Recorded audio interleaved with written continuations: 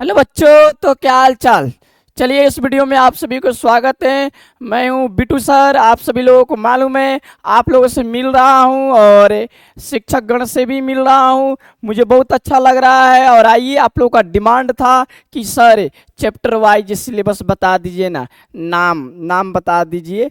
ये विषय के ये चैप्टर से क्वेश्चन आएगा, तो वही सिलेबस बताने के लिए इस वीडियो में हम आए हैं। और ये 10 क्लास और 9 क्लास के लिए ये इम्पोर्टेंट वीडियो है, ठीक है। और ये बहुत सारे शेयर कीजिए, थोड़ा सा पूरे बिहार में फैला दीजिए। जोगंज बड़सरा में महासंग्राम टेस्ट सीरीज होने वाला है, 20 सितंबर को होने वाला है। और अभी हम लोग के पास में बहुत ज़्यादा समय है। तो आइए, सबसे पहले हम लोग सिलेबस को समझते हैं। देखिए यहाँ पर 10 क्लास का एनसीईआरटी साइंस का पूरा क्या है, चैप्टर है। पूरा चैप्टर है यहाँ पर। और पहला है रासायनिक अभिक्रिया एवं समीकरण। दूसरा एनसीईआरटी है, भारतीय भवन नहीं है। दूसरा है अम्ल क्षारक एवं लवण। तीसरा है धातु एवं अधातु। तो अब इसमें से आप लोग कॉपी एक ले लीजिए और पेन ले लीजिए और लिखना आप लोग स्टार्ट कीजिए, ठीक है। तो देखिए यहाँ से ये जो दिखाई दे रहा आप लोगों को, ये 3 चैप्टर रासायनिक अभिक्रिया एवं समीकरण, अम्ल क्षारक एवं लवण और धातु एवं अधातु, ये 3 चैप्टर ऐड होता है। उसके बाद में यहाँ पर देखिए, उसके बाद में जैव प्रकार में नियंत्रण एवं समन्वय, जीव जनन कैसे करते, ये 3 ऐड किया जाता है इसमें। और उसके बाद में यहाँ से लेकर यहाँ तक आप लोग को ऐड किया जाता है। यानी ये कितने चैप्टर हुआ, 1 2 3 4 5 6 7 8 9 10, 10 चैप्टर हुआ। समझ गए। साइंस में ये 10 चैप्टर आप लोग को हुआ, 10 चैप्टर। और देखिए 10 चैप्टर के केवल आप लोग को ऑब्जेक्टिव याद करना है। क्या याद करना है, ऑब्जेक्टिव। ऑब्जेक्टिव आप लोग को याद करना है। अब बताइए, लॉन्ग क्वेश्चन आप लोग को नहीं पढ़ना है, पूरा के पूरा आप लोग को ऑब्जेक्टिव पढ़ना है। ऐसे पाठ को ऐसे पढ़िएगा ना, तो चाहे ऑब्जेक्टिव आ जाए चाहे सब्जेक्टिव आ जाए, कुछ भी आ जाए, हम उस क्वेश्चन को हल कर पाए, उस क्वेश्चन के उत्तर दे पाए, ऐसे आप लोग पढ़िएगा।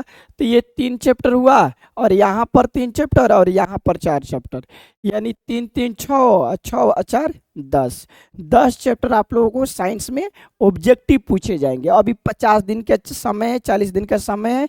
तो चलिए, इसके स्क्रीनशॉट ले लीजिए आप लोग, है ना। और वीडियो को शेयर कर दीजिएगा दोस्तों के पास में, अपने मित्रों के पास में।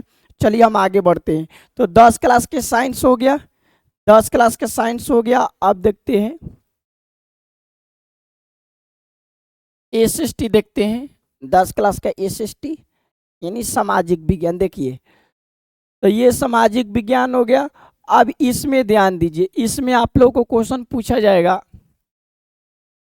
ये 3 जोड़ लीजिए, 3 हो गया, ठीक है। ये इतिहास में 3 हो गया। यूरोप में राष्ट्रवाद का उदय, दूसरा भारत में राष्ट्रवाद, और तीसरा भूमंडलीकृत विश्व का बनना। ये 3 चैप्टर आएगा इतिहास से। और ये देखिए फिर 3 चैप्टर, ये समझ गए। भूगोल में संसाधन और विकास, वन एवं वन्य जीव संसाधन, और तीसरा हो गया जल। तो ये हो गया इतिहास से, हो गया 10 क्लास के। और ये हो गया भूगोल से।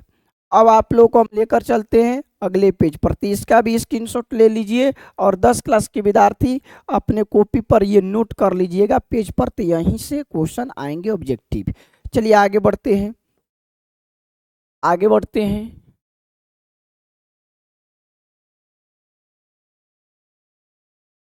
हाँ, साता की सजदारी, ये 10 क्लास के लग रहा है कि चैप्टर है हम लोगों का। नागरिक शास्त्र, लोकतांत्रिक राजनीति। तो इसमें के 3 चैप्टर, बस यहाँ तक। और इसमें के 3 चैप्टर बस यहाँ तक। समझ गए आप लोग। तो नागरिक शास्त्र में साता की सजदारी, संघवाद, जाति धर्म और लैंगिक मसले ये रहने वाला है। और अर्थशास्त्र में रहने वाले हैं विकास, भारतीय अर्थव्यवस्था के क्षेत्रक, मुद्रा और शाख। तो ये रहने वाला है, आप लोग स्क्रीनशॉट ले लीजिए और कॉपी पर नोट कर लीजिएगा, और सारे के सारे पार्ट से ऑब्जेक्टिव क्वेश्चन आएंगे। ठीक है, ठीक है। तो अब ये 10 क्लास के साइंस हम बता दिए आप लोगों को, और सामाजिक विज्ञान बता दिए। मैथ में बताने की कोई ज़रूरत नहीं है, क्योंकि मैथ का किताब एक ही होता है। साइंस में साइंस हम लोग का डिवाइड हो जाता है, एसएसटी भी डिवाइड हो जाता है, इसीलिए हम आप लोग को ये सारी चीज़ें बता दिए। ठीक है, चलिए अब आते हैं 9 क्लास पर, और उसके बाद हम आएंगे व्याकरण पर। व्याकरण में कौन कौन सा टॉपिक रहने वाला है, तो देखिए ये 9 क्लास का साइंस के पूरा पीडीएफ है चैप्टर का। तो यहाँ पर कक्षा 9 एनसीईआरटी विज्ञान के अध्यायों के नाम एक लाइन में। तो अब यहाँ से देखिए, यहाँ से कितने क्वेश्चन आएंगे। यहाँ से आप लोग ये चार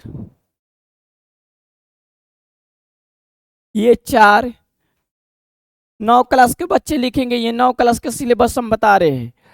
हमारे आसपास के पदार्थ, दूसरा क्या हमारे आसपास के पदार्थ शुद्ध है, तीसरा परमाणु एवं अणु, चौथा परमाणु की संरचना। उसके बाद में यहाँ से ये 4 पार्ट तक, ठीक है, देख लिया आप लोग। और यहाँ से ये 3, यानी 1 से 11 तक आप लोग को आएगा,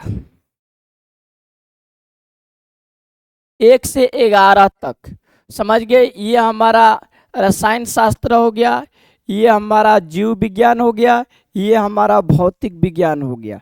हम तो बोले थे 6 चैप्टर के लिए, लेकिन आप लोगों को इसमें भी हम कम कर दिए। इसमें 4 चैप्टर दे दिए, इसमें 3 चैप्टर दे दिए, और इसमें 4 चैप्टर दे दिए। और इसी चैप्टर से ऑब्जेक्टिव क्वेश्चन आएगा। अगर इससे बाहर आता है तो आप लोग हमारे ऊपर कार्रवाई कर सकते हैं। ठीक है, इससे बाहर क्वेश्चन एक भी नहीं आएगा, समझ गए। तो ये साइंस हो गया। 9 क्लास के स्टूडेंट इसका स्क्रीनशॉट लेकर अपने कॉपी पर नोट कर लीजिएगा। तो जी हाँ सर, यहीं से हम लोग का क्वेश्चन बनने वाला है। चलिए अब आते हैं 9 क्लास के सामाजिक विज्ञान में आ जाते हैं। सामाजिक विज्ञान 9 क्लास के देख लीजिए आप लोग।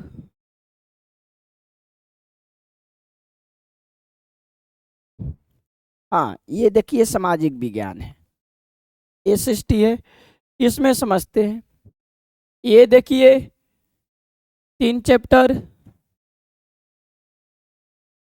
इसमें 3 चैप्टर। इतिहास में 9 क्लास के एसएसटी के सिलेबस बता रहे हैं बाबू। ये 9th में ये आएगा, चैप्टर 3 आएगा इतिहास में। भूगोल में भी आप लोग, भूगोल में आप लोग 4 जोड़िए, तो ये 3 हो गया, यहाँ पर 4 हो गया भूगोल में। ठीक है, तो ये नोट कर लिए 9 क्लास के विद्यार्थी, स्क्रीनशॉट ले लीजिएगा। और आगे बढ़ते हैं हम।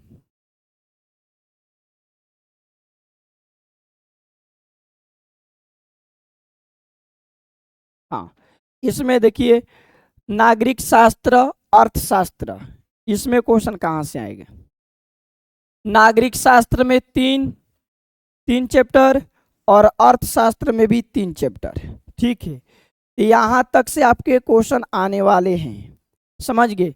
सारे 9 क्लास के हम एसएसटी और साइंस के सिलेबस बता दिए, पाठ के नाम बता दिए। तो इन्हीं सब पाठों से आपका क्वेश्चन, ऑब्जेक्टिव क्वेश्चन आएगा। ठीक है, उसके बाद में अब चलिए 9 क्लास, 10 क्लास और सभी क्लास के लिए व्याकरण के टॉपिक बताते हैं। तो व्याकरण के किस टॉपिक से क्वेश्चन आएंगे। ठीक है, और उसका स्क्रीनशॉट ले लीजिएगा। ठीक है, और थोड़ा सा कमेंट कीजिएगा तो आप लोगों को समझ में आया कि नहीं आया। देखिए, चलिए देखिए, तो ये व्याकरण के, और ये सभी क्लास के लिए है। ये आपके 6 क्लास से 10 क्लास तक है। हाँ, 6 क्लास में ये बताया जाएगा, 6, 7, 8 तक ये बताया जाएगा। तो बाबू आप में इतना पूछा जाएगा। अभी सब हम बताते हैं, ध्यान सुनिए। संज्ञा, सर्वनाम, विशेषण, क्रिया, काल, लिंग, वचन, कारक, अव्यय, संधि, समास, उपसर्ग, प्रत्यय।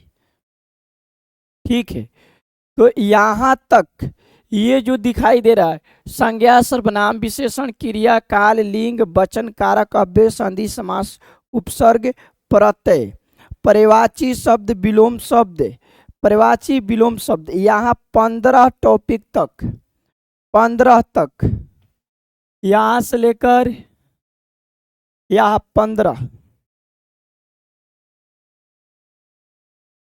यहाँ 15 तक, ये आपके 6 क्लास और 7 क्लास का सिलेबस निर्धारित किया गया है।